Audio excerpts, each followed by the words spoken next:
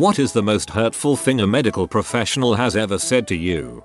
My female doctor, now retired, once told me I had great birthing hips. I'm a male. When I was in middle school until 10th grade, I would get violent nausea anytime I got hungry. It felt like my stomach was on fire, and I would miss a lot of school from feeling like crap, although I was a good student and wasn't falling behind in any way. After a lot of fighting with my mother, who accused me of exaggerating, she agrees to take me to a gastroenterologist to be checked out, before agreeing to do an endoscopy. The gastro accused me of exaggerating because I was a teen girl, and that's just apparently what young women do. He suggested I was just making up these symptoms for attention, and then asked me point blank if I was lying about my pain level to skip school, and suggested I had a mental health issue I was trying to cover for. I had freaking GERD and severe acid reflux. As confirmed by the endoscopy, he reluctantly agreed to perform on me. Instead of letting it go, the gastro made a point of angrily telling me that I had the stomach of a 80-year-old man and must have been intentionally eating in a way to freak up my stomach. I have a family history of stomach problems and GERD. I don't understand why it was so implausible that my brother could have acid reflux at a young age, but I must be a hysterical liar when I claim to have the same symptoms in my teens. When I was about 4, I got diagnosed with child asthma. Doctor told my mum it was her fault because she decided to have a child despite having asthma herself. In the year, about 6 months pregnant, with heavy spotting and no noticeable fetal movement, idiot doctor is unable to find the baby's heartbeat, just looks up at me and says, "Yep, probably dead in there." He couldn't possibly have said it in a more casual, offhand manner. Note, I delivered my son 3 months later. Perfectly healthy. Wife took our 2-year-old daughter to the doctor because she was sick and her behavior seemed to be changing.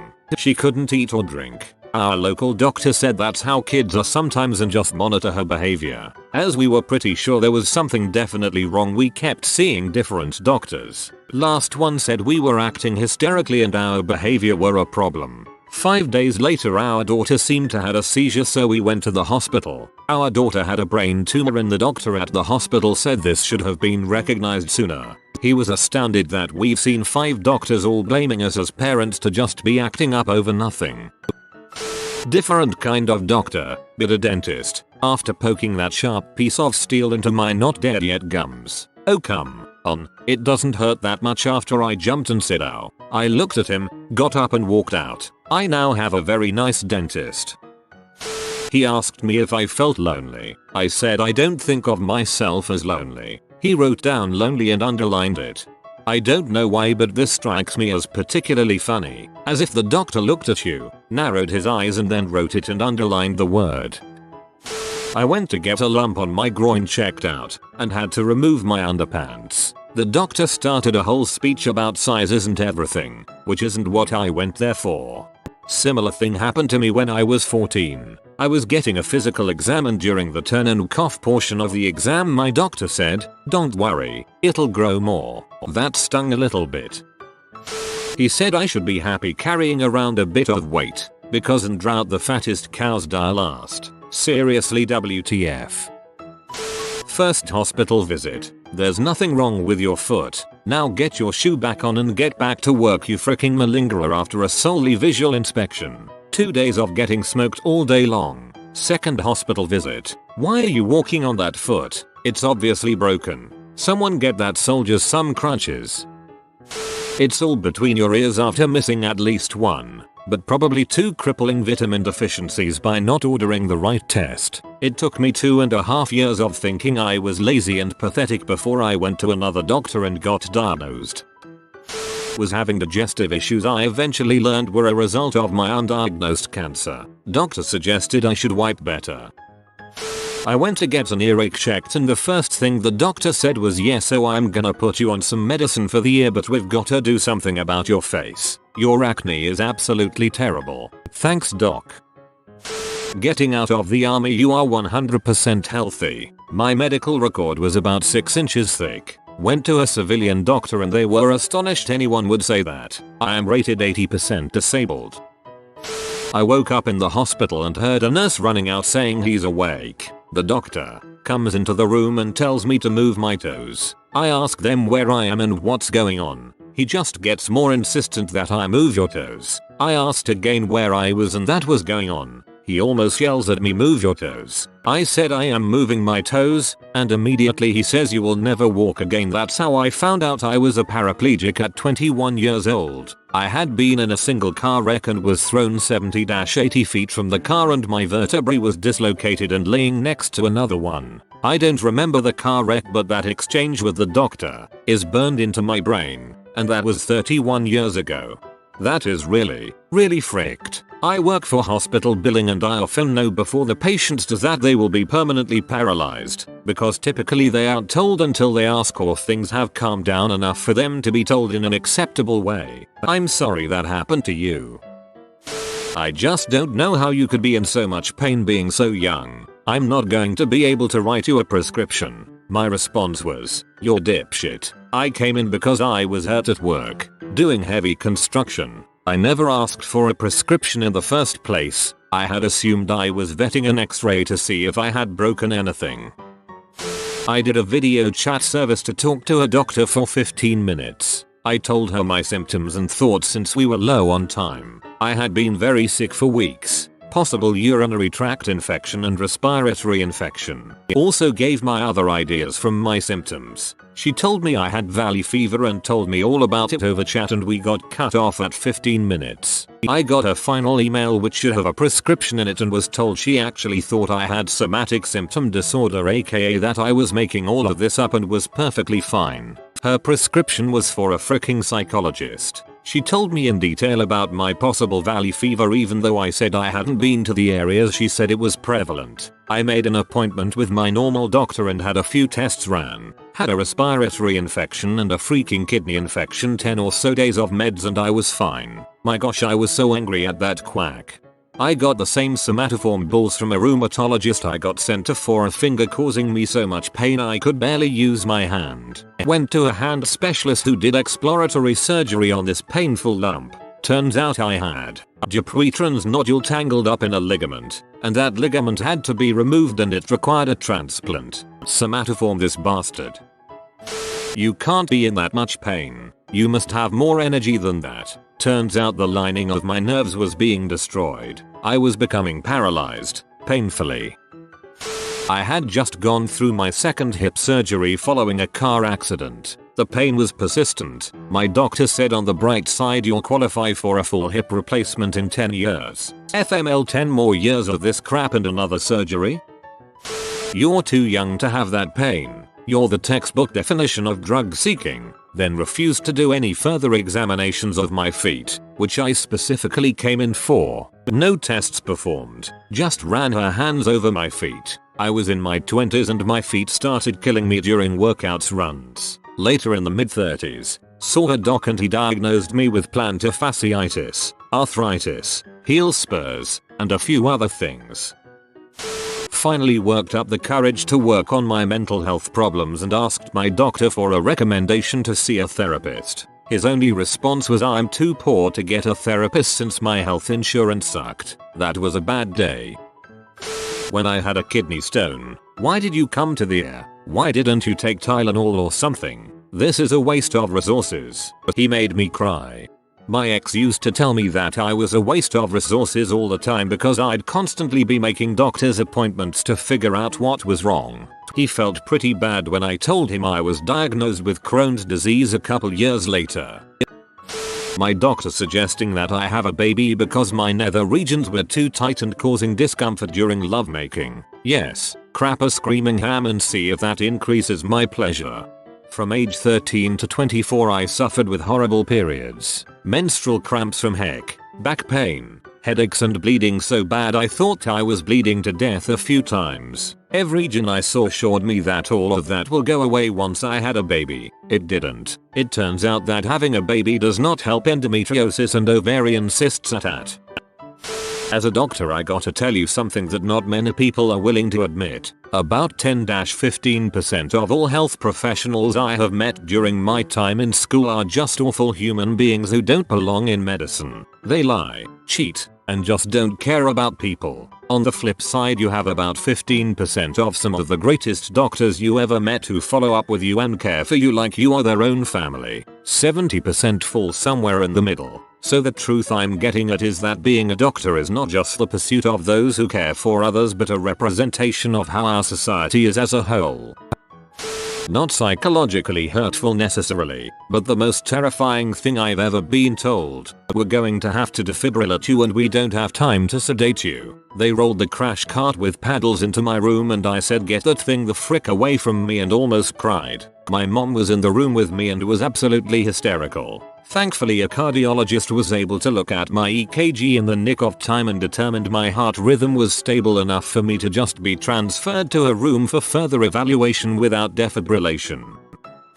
When I was 21, I went to the doctor for a checkup. The doctor asks me to lift my shirt and I do. He immediately says egg and makes a look of disgust on his face. I was an idiot and was gaining weight too quickly. Due to this, I had stretch marks. I've lost the weight and am normal weight now, but I still can't shake that moment. This was 8 years ago.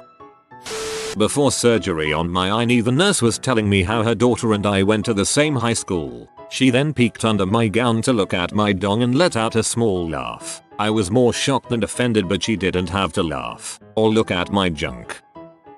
When I was like 5-8, mom took me to the dentist and he was stabbing above and under my tongue and the inside of my cheeks, and he said, "If you cry, I am going to start over."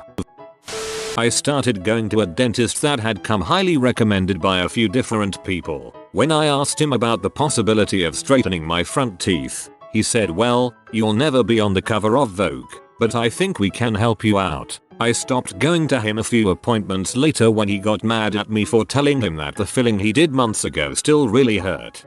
I stopped going to a dentist when I said I think the dentist made a mistake on my last filling 6 months ago. It's really uncomfortable. The hygienist told me the dentist doesn't make mistakes. My filling fell out 2 months later.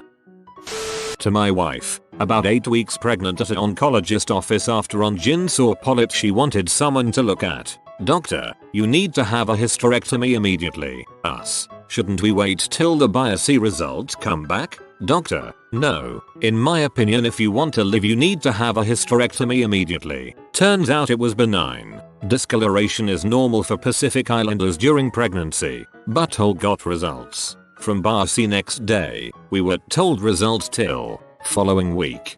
And here I have the opposite problem. Have a legit medical reason for needing a hysterectomy, but no doctor will agree to it because they don't want to take my choices away. I'd really like to know what choices they're talking about because I'm infertile. "What are you going to do if your boyfriend would rather you had bigger boobs?" said by the doctor to 15-year-old me. I was getting a consultation for a breast reduction because sporting G-cup was a freaking nightmare. Still got it. No regrets. Not to me, but to my mom. Doctor said, "Oh, just let him hide in the bathroom." I hid in the bathroom when I got really bad headaches that turned out to be due to a brain tumor. Doc must have assumed I was masturbating. Hiding in the bathroom is common for people who get migraines. Me, when I was 9, about to go under anesthesia for the first time ever for oral surgery, and being extremely scared. "Nurse, you need to grow up. I've had kids half your age, not be as much a scaredy cat as you." My mother was not, by any means, a helicopter parent, but the thrashing she gave that nurse, the other nurse who chuckled at it, and the doctor who came in was insane. And then she took me out of that office. The surgery was not a time-sensitive thing, just to fix a soon-to-be impacted adult tooth, and for ice cream. I had the surgery done at a different office with a staff that had far better bedside manners.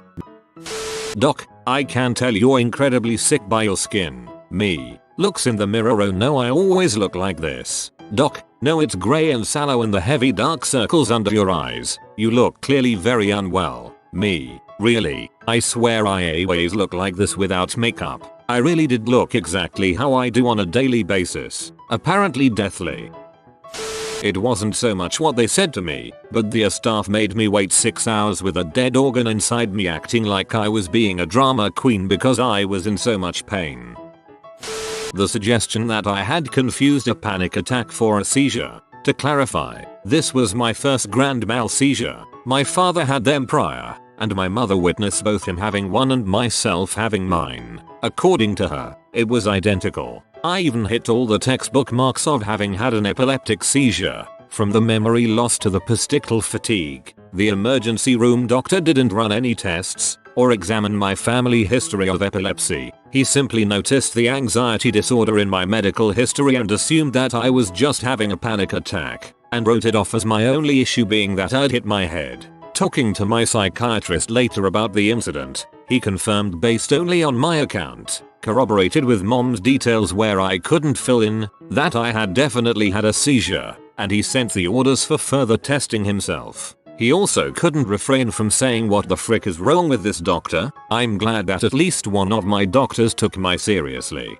Yup, many epileptics have these blow-off diagnoses. Mine started with absolutely insisting I was doing drugs. They refused to believe me when I told them I never touched a drug. Then they started berating my fiance for putting stress on me.